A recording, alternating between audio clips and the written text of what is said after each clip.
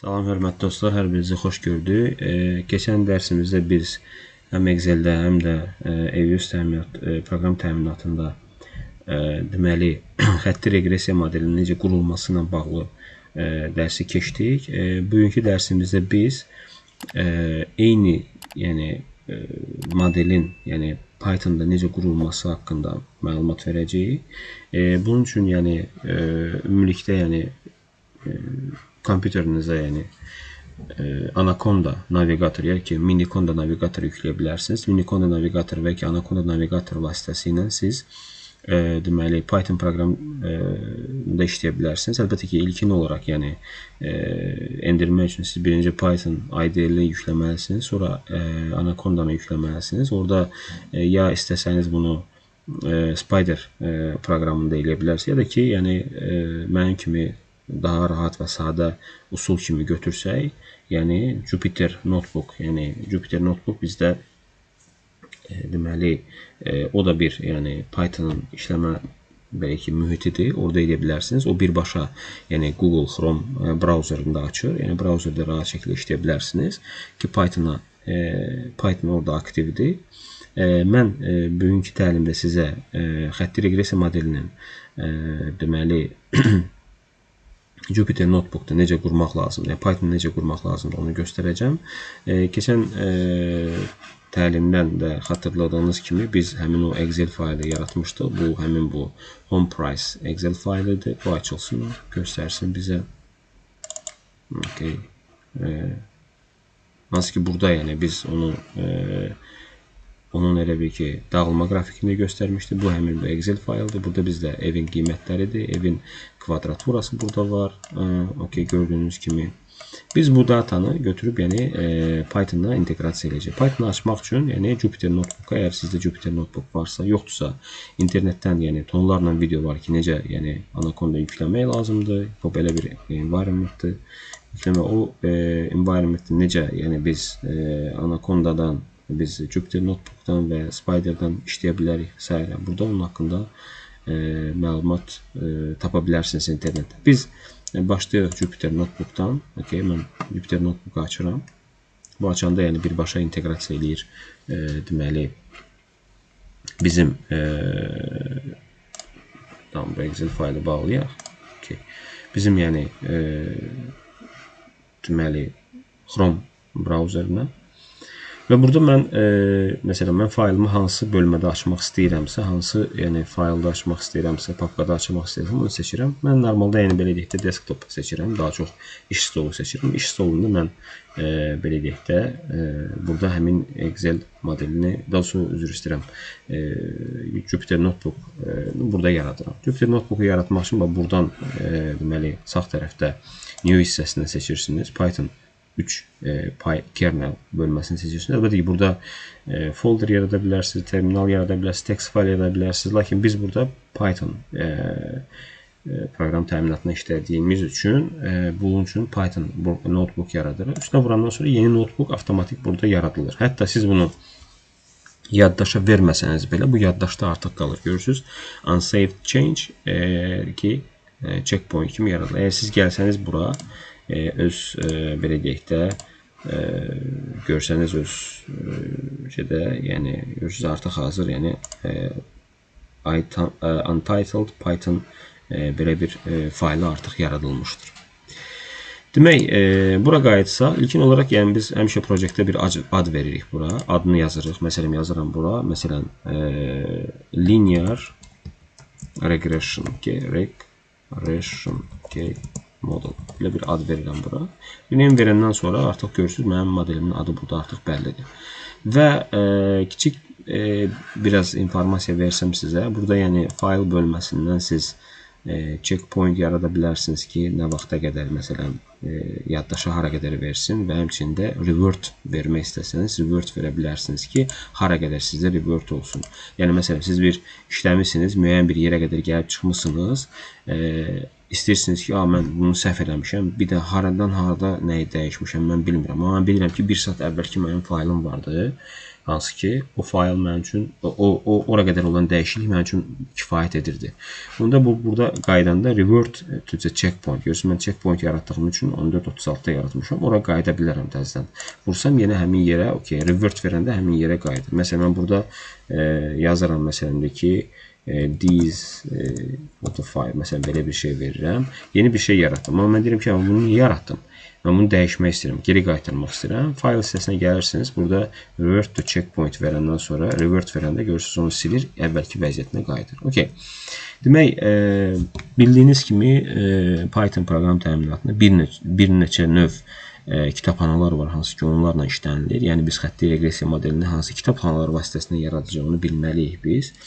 Xüsusən, yəni, bizim işlədiyimiz daha çox, belə deyək də, Pandas, PyPlot, Matplotlibin PyPlot kitabxanası, sub kitabxanası götürək də odur və həmçinin Stats modeldən biz API götürəcəyik, oradan hansı ki, OLS modeli qurmaq üçün oradan əldə edəcəyik. Bu formada, yəni biz modellərimizi bu səpkidə quracağıq. Okay. İlkin olaraq biz datanı işləmək üçün datanı bura inteqrasiya etməliyik. Mən biraz bunu böyütməyə çalışıyorum. Okay. Deməli, ilkin olaraq biz Pandası gətiririk. Pandas bir növ bizim üçün deməli datanı inteqrasiya etmək üçün bir deməli kitabxanadır. Bu kitabxana haqqında məlumat əldə edə bilərsiniz. Mən inşallah ki, ayrıca bir dərs olaraq Pandas kitabxanasına bağlı dərslər keçməyə çalışacağım. Pandas, NumPy, Matplotlib, Seaborn və digər şeylərin bağlı məlumat verməyə çalışıram. Lakin bu deməli təlimdə biz onunla bağlı hələ ki, heç bir məlumat keçmirik. Mən elə bir ki, fərzim ondan ibarətdir ki, siz artıq bunun haqqında məlumatınız var. Amma yenə dediyim kimi, internetdə bununla bağlı çoxlu dərslər mövcuddur, əldə edə bilərsiniz. Biz yeni bir dəyişən yaradırıq, data dəyişəni və bura nə edirik? Bizim faylımız Excel olduğu üçün Pandas read verəndə, tab basanda burada görürsünüz müxtəlif, yəni deməli data oxuma usulları gəlir. Okay. Hansısa tip datanı oxuyursunuz. Məsələn, CSV-dən oxuyursunuz, CSV seçirsiniz. Amma biz Excel-dən oxuduğumuz üçün Excel-i seçirik və burada datanı gətiririk. Siz buradan fikir versəniz, yəni shift tabı basanda bununla bağlı, yəni datanın dokumentasiyası açılır. Daha sonra funksiyanın dokumentasiyası açılır ki, yəni funksiya necə işləyir, burada onun haqqında məlumat verilir. Məsələn, datanı necə daxil etmək lazımdır. Məsələn, əgər mən məlumatı götürürəmsə, deməli hardan götürəcəmsə o datanı daxil edirəm. Mən faylı desktopda yaratdığım üçün data burada da artıq hazırdır. Mən sadəcə o datanı bura əlavə edirəm. Yox, əgər mən başqa bir yerdən data əldə etmək istəyirəm, deyək ki, məsələn, atıram, mən bir faylım var. Deyək ki, məsələn, gəlirəm bura. Deyək ki, məsələn, mənim faylım buradadır, CO2-dir, burada bu datadır. Məsələn, CO2 azı datasıdır, budur. Mən bunu əldə etmək üçün nə edirəm? Buradan yuxarıdan görürsünüz, bu deməli, director'ını götürürəm, kopyalayıram, okey. Belə ki, bunun üzərinə sağ düymə ilə vururam. Burada show more verirəm. Properties gəlirəm. Bunun directory'si var burada. Baxın, bir dəqiqə. Details bölməsi olmalıdır. Bir dəqiqə. General. Tak. Bu. Bu hissəni götürürəm. Görürsünüz, bunun directory'si. OK verəndən sonra cancel verdim. Gəlirəm bu hissədə, məsələn, mən bu hissədə götürürəm, bunu qoyuram. Görürsünüz, CO2 və mənim faylım Excel faylı olduğu üçün, XLX olduğu üçün və bir də bunları dəyişmək lazımdır. Bunu ikili qoymaq lazımdır ki, bu datanı oxusun. Birli qoyanda oxunmur.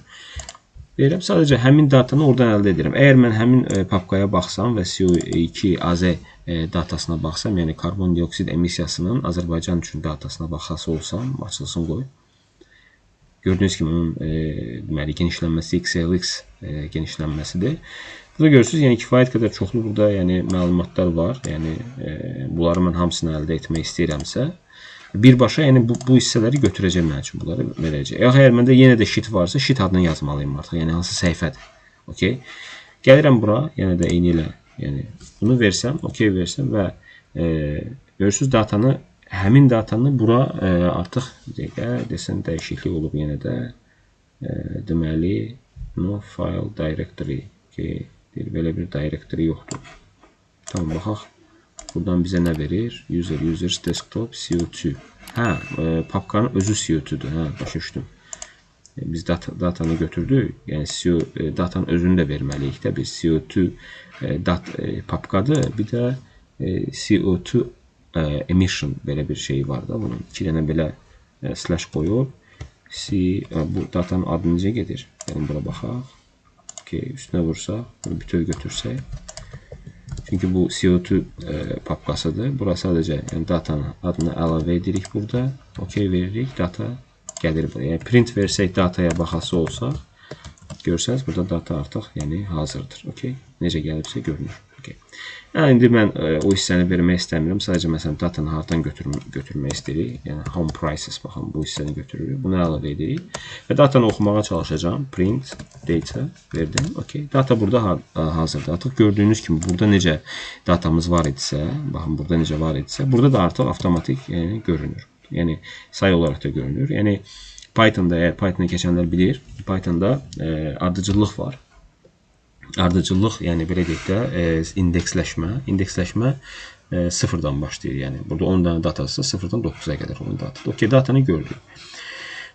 Biz datanı görəndən sonra bir datanı vizuallaşdırmaq istəyirik də. Burada görürsünüz bu datalar burada necə vizuallaşdırılıbsa, burada da yeni də vizuallaşdırmaq istəyirik. Bunun üçün nə edirik? Import daha doğrusu üzr istəyirəm. From matplotlib import pyplot as plt. Okay. Bu plt-ni əlavə edəndən sonra yeni sətr yaradıram. Və burada mən nə edirəm? Deməli, yeni bir qrafik yaradıram. Okay. Plt scatter. Okay. Vurandan sonra görürsünüz scatter gəlir. Və nəyi daxil etməliyim? X-ni, Y-i daxil etməliyim buraya. Görürsünüz. Yəni fikir versəniz, deməli bu funksiyanın dokumentasiyasına baxsanız, burada hər şey var. X daxil olmalıdır, Y daxil olmalı və s. X-i, Y-i daxil etmək üçün mənim X-im hansıdır? Datada X-im square fitdir. Mənim datamda budur. Bir də Y-im var mənim. Y-im nədir? Y-imi də daxil etməliyim. Data Y-im nədir? Y-im budur. Deməli, house price 1000. Okay, görürsünüz. Bunu da götürürüm, daxil edirəm bura. Okay. Və plt show verəndən sonra mənim qrafikim artıq bayaq gördüyünüz qrafik burada görünür. Əlbəttə ki, buradakı qrafiki daha da biraz fərqli formaya gətirmək üçün plt figure fix size bərabərdir. Məsələn, deyək ki, biraz uzun, biraz böyütmək istəyirəm. 8-4 aralığında eləmək istəyirəm. Daha biraz bunu geniş formada göstərsin, bu formada göstərsin. Görürsünüz, yəni bu formada biz bunu görürük. Həmçində burada, yəni, belə deyək də, dot size-ı biraz dəyişmək istəyirəm. Daha böyük eləmək istəyirəm. Yəni, bu nöqtələrin böyüklüyünü dəyişmək istəyirəmsə, S qiyməti verirəm. Həmçinin buna bir başlıq verə bilərəm. Title. Yazarıq ki, square fit. Okay. Versus house prices. Okay, belə. Bu da onun elə bir ki, nə olacaq? Başlıq olacaq. Başlıq biraz daha yaxın olduğu üçün, yəni biraz mən onu dəyişə bilərəm. Biraz padding əlavə edə bilərəm bura. Pad bərabərdir 10 verəndə biraz bunu elə bir ki, yuxarıya qaldırır. Belə bu formada. Və həmçində plt x label əlavə edirəm burada. X label nə olsun bizdə? Deməli, square fit. Okay, square fit. Okay. Və Y nə olacaq? Y label. Okay. Y label da olsun bizdə house prices. Okay. Belə, məlumatlar artıq buradadır. Yəni gördüyünüz kimi, yəni square fit, house prices burada yəni təsvir olunur. Biz əlbəttə ki, yəni bu qrafikin üzərində daha dərinlənmə işləyə bilərik, daha da geniş formada göstərə bilərik. Və həmçində bizim başqa tip qrafiklərimiz də var. Lakin yalnız bu deyil, digər qrafiklər də ola bilər. Məsələ o deyil. Sadəcə mən burada bunu göstərməyə çalışdım, belə bu formada. Demək, bundan başqa bizim deməli düzdür, məqsədimiz bu deyil. Məqsədimiz yəni biz nə yaratmaqdır? Yəni bizim məqsədimiz deməli reqressiya modeli qurmaqdır. Reqressiya modeli qurmaq üçün import stats models API as SM bunu əlavə edirik. Belə bir yəni library-dir. Bu library-də yəni çoxlu belə deyək də funksiyalar var. Siz əgər belə deyək də, həmin funksiyalara girəsi olsanız, deyək ki, məsələn, sm vursaz, burada yəni çoxlu modellər, yəni GLS model, nə bilim, OLS model. Məsələn, biz OLS ilə işləyəcəyimiz üçün OLS model qura bilərik burada. Mənim üçün OLS model haqqında məlumat var və s. daxil. Okay. Bunun üçün biz nə etməliyik? Bayaqki üzr istəyirəm. Keçən dərslərimizdəki o struktur yoxdur. Yəni bir vektorların əlavə olunması, yəni vektor, yəni beta 0 üçün vektor əlavə etdik birləri. Onu əlavə etməliyik, x deməli vektorunu yaratmalıyıq, y vektorunu yaratmalıyıq ki, bu modeli biz qurmağa çalışaq. Okay. İlkin olaraq x vektorunu yaradırıq. Bunun üçün nə edirik? Bizim x-imiz nədən ibarətdir? Square fit olduğu üçün square fiti buradan əlavə edirik. Square fit və buradan sadəcə valuesunu əlavə edirik. Gəlin mən bunu belə verim də. Yəni bizim datamız yuxarıdan bəlli idi. ilog. Okay. ilog. Sətirlərin hamısını götürürük. Sütunların isə yalnız birinci sütunu götürürük. Yəni 0-dan 1-ə qədər götürürük. Yalnız 1-i götürürük və onun ancaq qiymətlərini götürürük. Və y üçün isə data, ilog və eyni ilə birdən sonrakıları götürürük. Values. Okay, əlavə edirik. Artıq biz x-imizə baxası olsaq, yəni görürsünüz, x-imiz burada artıq bəllidir. Yəni y-ə də baxası olsaq, y-ə də baxsaq, y-imiz də bəllidir. Hər biri öz yerindədir. Okay? Yəni biz biraz düz eləmədik. X və y ardıcıllığı. Hə, tamam. Burada belə olmalıdır. Burada isə belə olmalıdır. Okay. Y bizim evin qiymətləridir. X-imiz isə bizim evin kvadraturasıdır. Okay. Bu bəllidir. Lakin bizim x-imizdə bir də çatışmayan nədir? Bizim o konstant yoxdur. Konstantı əlavə etməliyik. X-ə konstantı əlavə etmək üçün x bərabərdir. Burada sm.add constant bölməsi var. Buradan x-ə konstant əlavə eləyəndən sonra x-ə baxsaq təzədən görəcəyik ki, bizim x-imiz və y-imiz artıq burada hazırdır. Yəni bu birlərdir. Bu da həmin o datalardır. Burada yerləşir burada. Okay. Biz tamam, burada bunu niyə bu formada verdi? X bərabərdir x. Tamam. As integer mi verək?